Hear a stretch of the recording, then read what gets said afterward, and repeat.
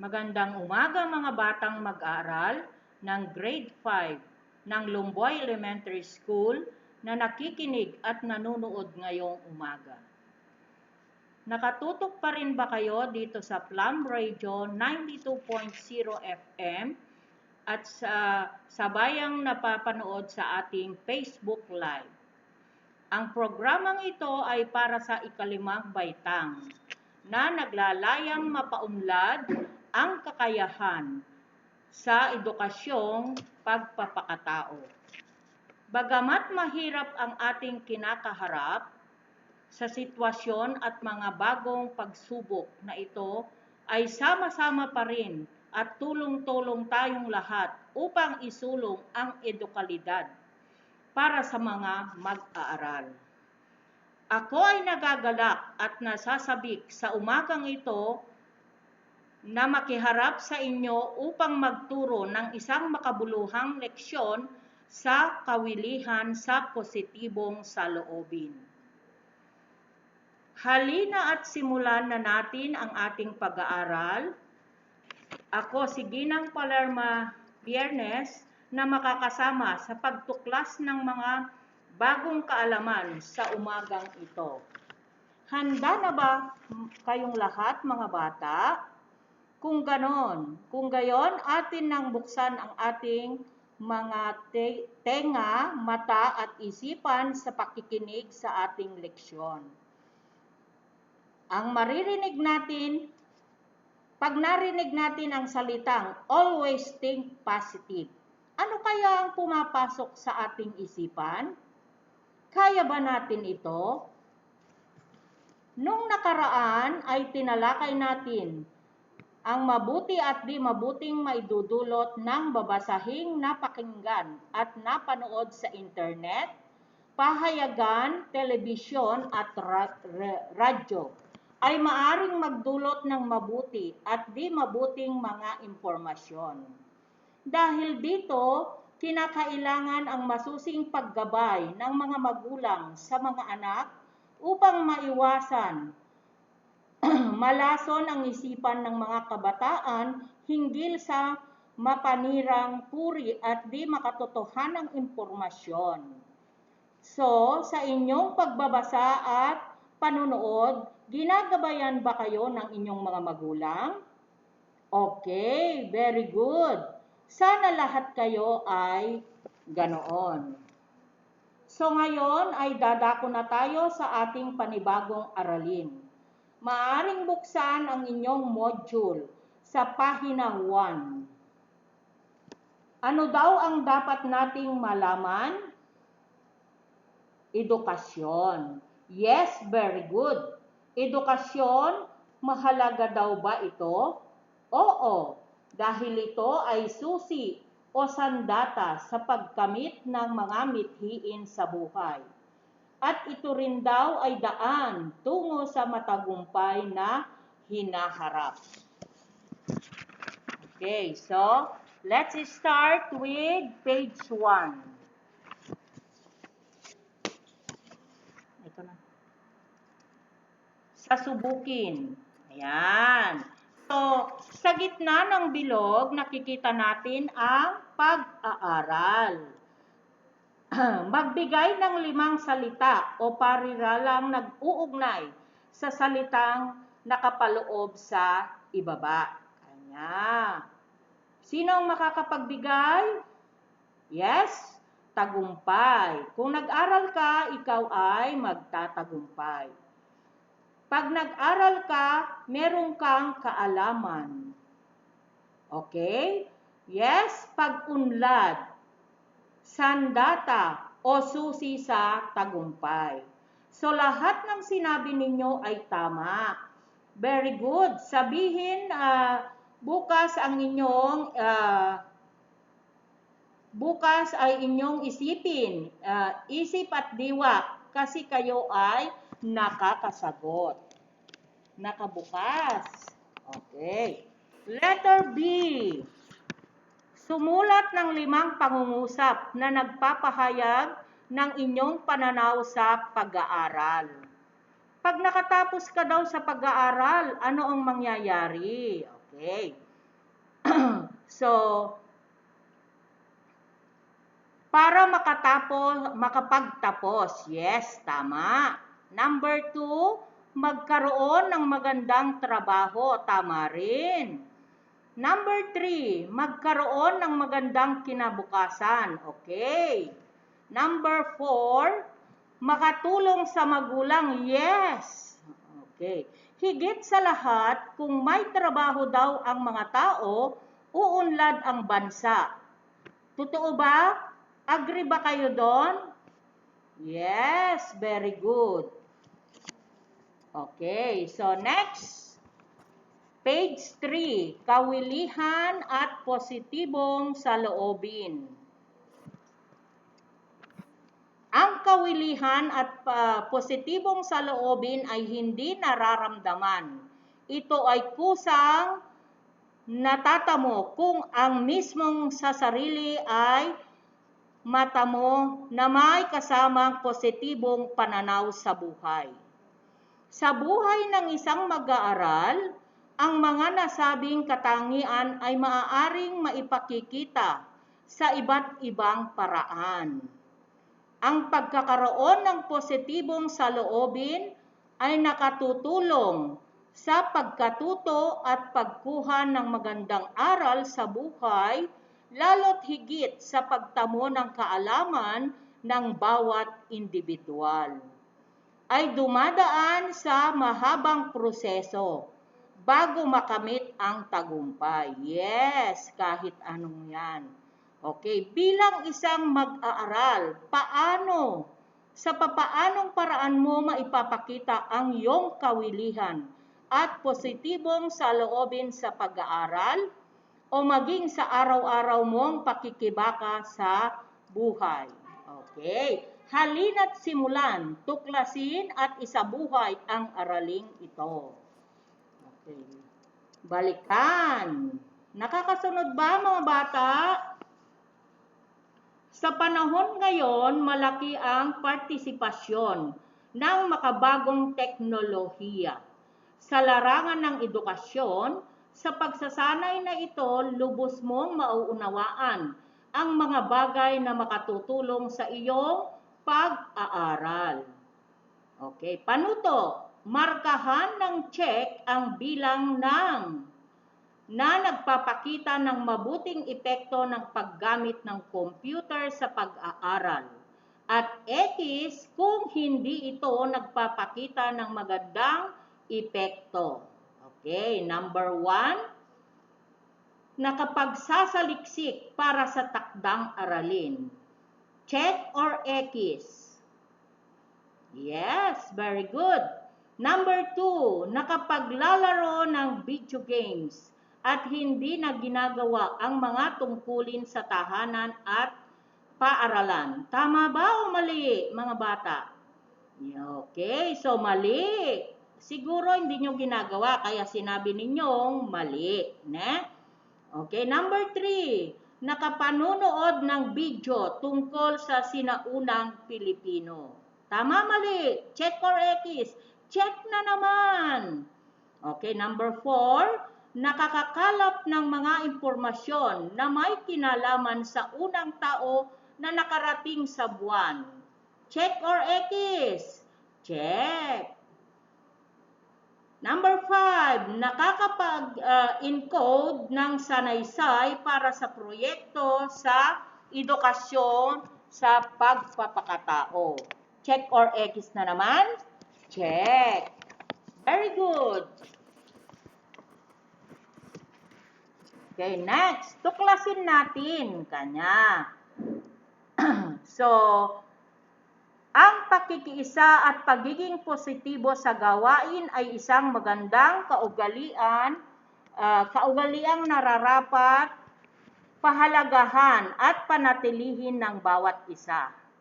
Maipapakita ito sa pamamagitan ng pagsali sa mga organisasyon at mga programa o proyekto ng paaralan para sa kapakanan ng mga mag-aaral. Sa pamamagitan nito, mahuhubog din ang kakayahan ng bawat isa at mahihikayat silang makisalamuha, makapagbibigay pahayag ng mabisang kaisipan, at makabubuo ng wastong pasya sa bawat hakbang na gagawin. Ang tanong kanya, paano mo maipapakita ang iyong pakikiisa sa iyong mga kaklase o paggawa ng proyekto? Ito na naman ang panuto. Okay. So, suriing mabuti ang larawan. So, nakikita ninyo yung larawan, mga anak? Okay. Sagutin ang mga sumusunod na katanungan. Isulat ang titik ng tamang sagot. Dan ang mga pupils doon? So, yes, 3. Number 1 question. Ano ang ginagawa ng mga bata nang mag-aaral sa larawan? A. Nagkakasiyahan sa paglalaro. B. Pinag-uusapan ang ibang kaklase. C. Nagtutulungan sa pangkatang gawain. D. Masusing nag-uusap tungkol sa kahit anong bagay. Ano sa palagay ninyo ang tamang sagot? Yes? Letter C, very good. Number 2, ano ang ipinapakita ng bawat membro ng pangkat sa kanilang ginagawa? A. Nagtutulungan ang bawat miyembro. B. Nakikinig ang bawat isa sa ideya ng iba. C. Nakikiisa ang bawat isa sa gawain. D. Lahat ng nabanggit. Okay. Ano sa palagay ninyong tama? It's letter D. Magagaling. Palakpakan. Okay. Next. Number 3. Sa inyong palagay, ano ang dapat tandaan ng bawat membro ng pangkat upang maging mabilis at maayos ang gawain? A. Ipaubaya sa ibang membro ang gawain dahil sa tingin mo mas magaling sila sa iyo. Letter B. Makikilahok ang bawat membro upang mapadali ang gawain. Letter C. Hindi sasali sa gawain dahil walang ibabahaging ideya. Letter D. Ipagpilitan ang nabuong ideya tungkol sa gawain. So ano ang tama? Nakaisip na ba kayo, mga anak? Yes, it's letter B. Palakpakan natin ang ating sarili, nakukuha, nakakasunod. Number 4, ano ang iyong gagawin kung hindi mo naintindihan ang ipinapagawa sa inyo ng guro? A. Hayaan na lamang sapagkat nakakahiya. B. Magtatanong sa katabi kung anong gagawin. C. Hindi na lamang iintindihin ang sinabi ng guro. At ang letter D, mahinahon na tatanungin ang guro tungkol sa gawain. Alin dito ang tama, anak? Okay, yes, it's letter D. Number 5, bakit kailangan ang pagpamahinahon kapag may ginagawang proyekto ang inyong pangkat? Letter A, upang maintindihan ang ideya ng bawat isa nang mapabilis ang ginagawang proyekto. Letter B, upang lalong mapatagal ang ginagawang proyekto. Letter C, upang bigyan ng malaking marka ng guro. And letter D, upang purihin ng guro. Okay, sa palagay ninyo, alin ang pinakatama? Yes? Yes, it's letter A, upang maintindihan ang ideya ng bawat isa upang mapabilis ang ginagawang proyekto.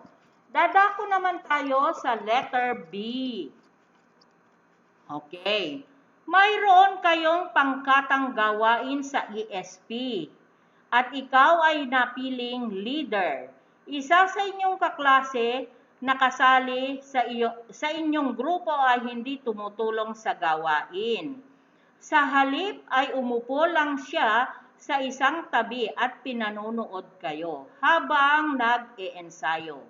Paano mo siya hihikayatin? Lumahok sa pangkat? Okay, any idea? Yes. Kakausapin ng mahinahon at hihikayating makiisa sa pangkat. Tama. Ginagawa nyo ba ito? Okay. Next, number 2. Bagong lipat ka lang sa isang paaralan at nagkataong naghahanap ang iyong guro ng isang mag-aaral na lalahok sa patimpalak na taekwondo. Wala silang makuhang estudyante na marunong sa sports na ito. Hindi nila alam na mayroon kang angking kakayahan at talento sa ganitong uri ng laro. Ano ang iyong gagawin at bakit? Okay? Marahil, magsasabi sa guro na marunong ka sa sport na ito at nais mong sumali sa patimpalak. Tama!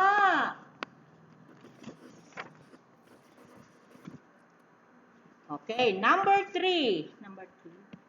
Nagpunta kayo ng mga kaklase mo sa isang internet shop upang magsaliksik sa ibinigay na proyekto ng iyong guro sa MAPE. Napansin mong karamihan sa mga kasama mo ay naglalaro sa computer games.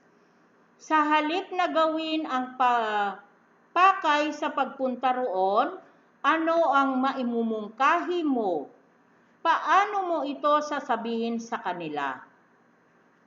Isip-isip. Okay. Ipapaliwanag sa mga kaklase na anumang ang unahing gawin ang proyekto kaysa sa paglalaro. Tama. Okay, next. Naman tayo sa suriin. Gawin A. Kanya. Basahin at unawain ang artikulo tungkol sa mabuting maidudulot ng paggamit ng internet sa inyong pag-aaral. Okay.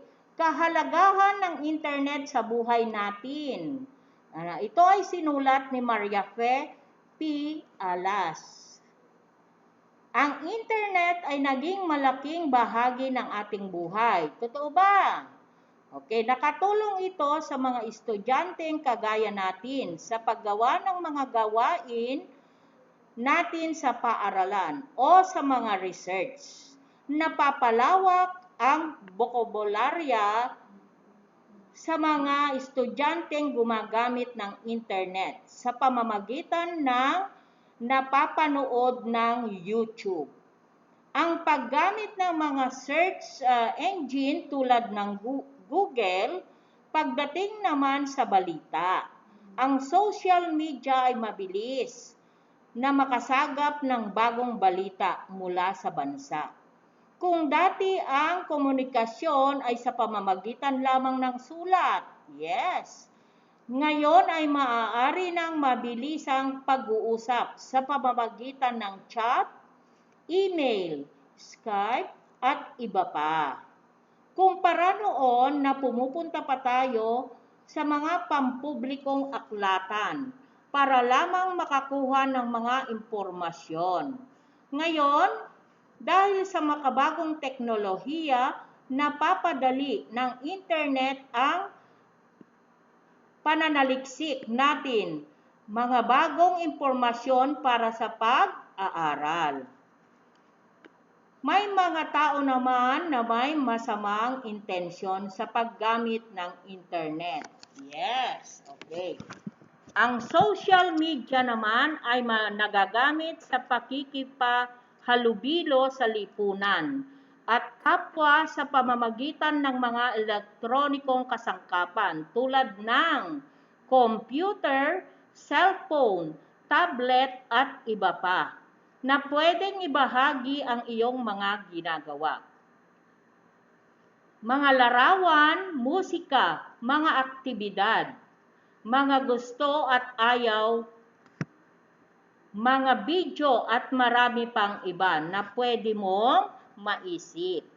Nakakatulong din ito sa mga estudyanteng katulad mo na makipag-ugnayan sa ibang tao.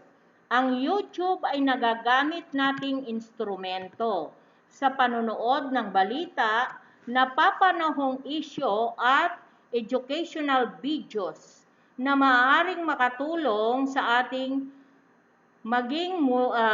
sa atin na maging mulat sa pangyayari sa kasalukuyang lipunan. Higit sa lahat, nakatulong din ang makabagong teknolohiya sa pag-unlad natin. Sa pagiging malikhain natin ay napapagaan at napapadali ang takbo ng buhay ng mga tao. Okay, question, sabi niya. Bilang isang mag-aaral, sa papaanong paraan nakakatulong sa inyong paaralan ang paggamit ng internet? Okay, sabi niya dito, isulat ang iyong sagot sa sagutang papel. Sino ang makakapagbigay? Okay. Isa, nakakatulong ito sa pagpapalawak ng kaalaman. Tama ba, mga bata? Number 2, nakakakuha ng mga mahahalagang impormasyon. Mahalaga kanya. Then number 3, nagbibigay ng idea sa mga proyektong gagawin. Kasi kung may plano ka, in internet mo, ay ganun pala ang gagawin ko. Yan. Okay. So, ngayon naman sa gawin B, kompletuhin ang mga parilalang makikita sa kahon upang mabuo ang diwa ng pahayag. Kanya. Una, makikiisa ako. Saan? Okay. Sa mga gawain at proyekto sa paaralan. Tama ba? Ikalawa, tamang pagpapasya ang nararapat upang may direksyon ang anumang gagawin. Yes, dapat nakaplano. Next, may positibong saloobin. Ang isang mag-aaral na handang harapin ang hamon sa buhay na alam niyang magiging daan upang magkaroon ng magandang kinabukasan.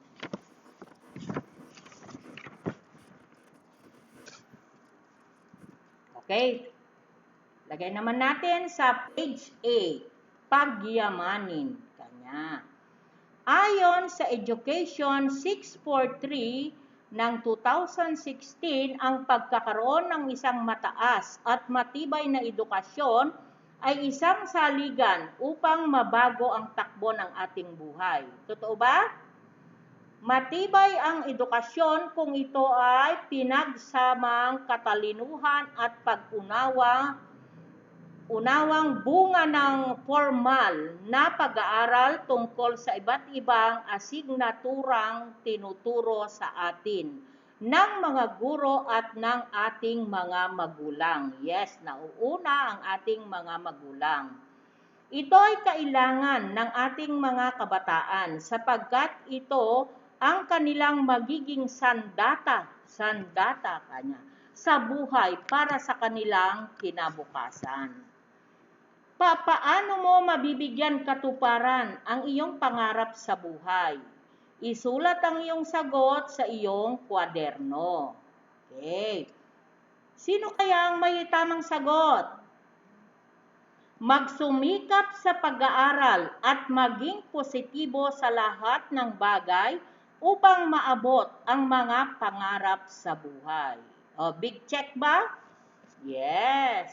Okay. So, ngayon, hindi lamang pagyamanin. Kailangan din nating isa-isip. Ayon sa kasabihan, ang tunay na anyaya sinasamahan ng hila. Kaya ang pagiging aktibo sa pakikilahok sa mga gawain sa paaralan, paggawa ng takdang aralin sa tamang oras, pag-aaral ng mga aralin, paggamit ng mga makabagong teknolohiya, ng may kabuluhan sa pag-aaral ay magiging gabay upang maabot ang mithiin sa buhay. Lahat tayo gusto natin yan. Okay, paano naman daw natin isasagawa? Okay. Next, sabi niya, naipamalas mo ba ang tamang saloobin sa pag-aaral? Basahin mabuti ang sitwasyon sa bawat bilang. Kopyahin ang talahanayan sa ibaba. Guhitan ang bituin ang kolom ng iyong sagot. Okay, ito yung mga sitwasyon. Doon sa pangalawang kolom at pangatlo, oo, hindi. Mamimili ka lang doon. Nakikipag-usap ka ba sa katabi habang ang guro ay nagsasalita sa harap ng klase? Oo, hindi. Sinong sasagot? Yes, hindi. Kasi hindi tama. Okay. Number 2, tumutulong ka ba na matapos ang nakalaang gawain sa inyong grupo? Yes? Okay. Oo, dapat lang para mapadali. Okay.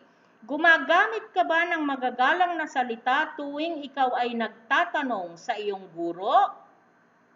Yes, para maipakita ang ating paggalang.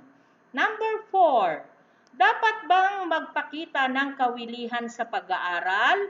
Oo o hindi? Oo, very good. Nagbabahagi ka ba ng opinyon o ideya tuwing may pangkatang gawain? Oo o hindi? Yes, tama. Oo. So, palakpakan natin ang ating sarili. Nakuha natin ang tamang sagot. Okay. So, ito naman ay tayahin. Kanya, panuto.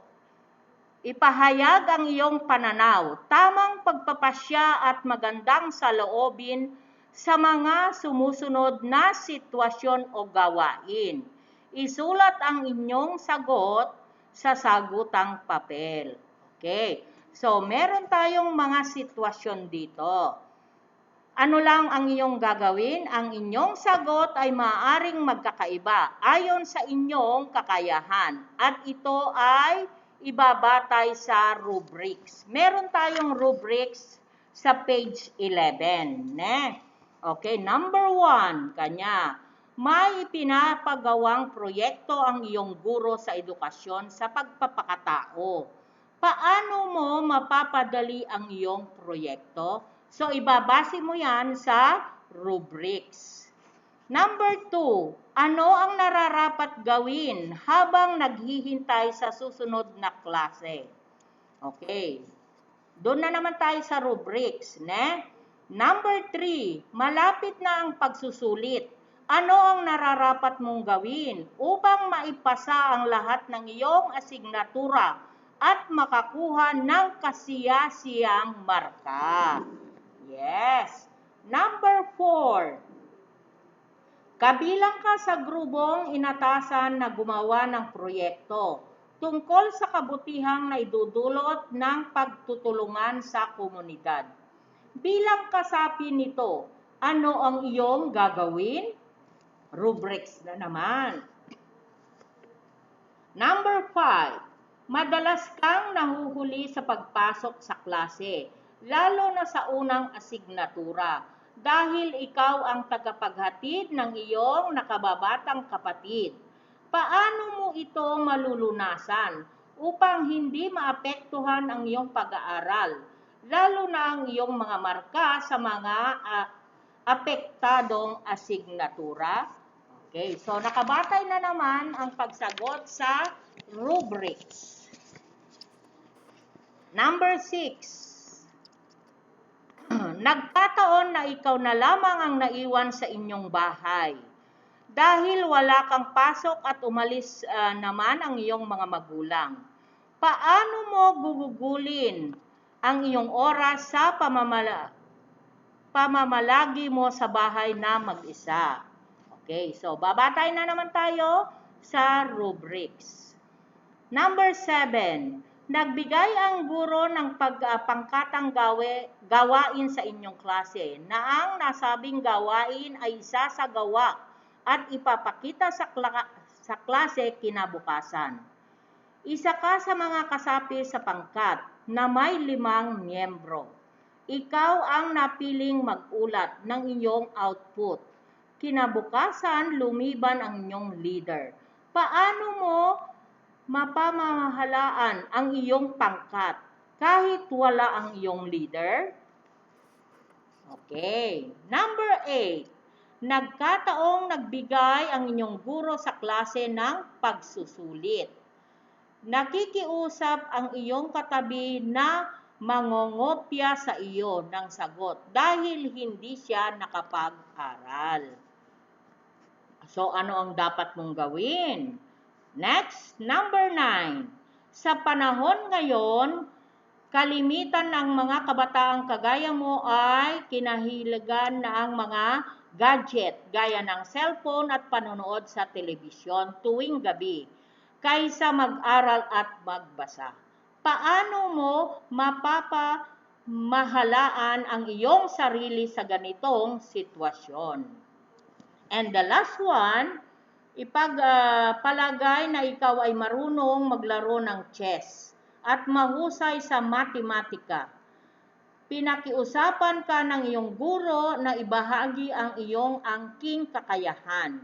Sa papaanong paraan mo ito gagawin o ipapakita ng makatulong sa kapwa o kaklase? Okay. So, next, meron tayong karagdagang gawain. Page 11. Okay. Gawain A, markahan ng check ang patlang kung ang pahayag ay nagpapakita ng kawilihan o positibong saloobin sa pag-aaral at X kung hindi nagpapakita ng kawilihan at positibong saloobin sa pag-aaral. Isulat sa sagutang papel ang sagot. Number 1, nakikipag-usap sa katabi sa oras ng talakayan ng guro. Tama ba? Mali. Yes. So, ito ay X. Number 2, aktibong nakikilahok sa pangkatang gawain. Tama, mali? Check or X? Check. Okay. Para ito ay mapadali. Number 3, nagtatanong kung mayroong hindi naiintindihan sa aralin. Dapat lang ba? Check. Yes. Para lubos na maunawaan. Number 4, inuuna ang paglalaro kaysa sa paggawa ng proyekto. Tama, mali? X, kasi mali yun. Dapat unahin ang paggawa ng proyekto. Then number 5, maagang tinatapos ang takdang aralin. Yes, para kahit tinantok ka, nagawa mo na pala. Okay, so okay na ba mga bata? Very good. Salamat sa pakikinig. Sana lahat ay natuto sa araling ito at sana isagawa sa pang-araw-araw na pamumuhay. Hanggang sa muli, isang maaraw na umaga at mapagpalang araw sa ating lahat. Goodbye! See you next week. Ingat lagi.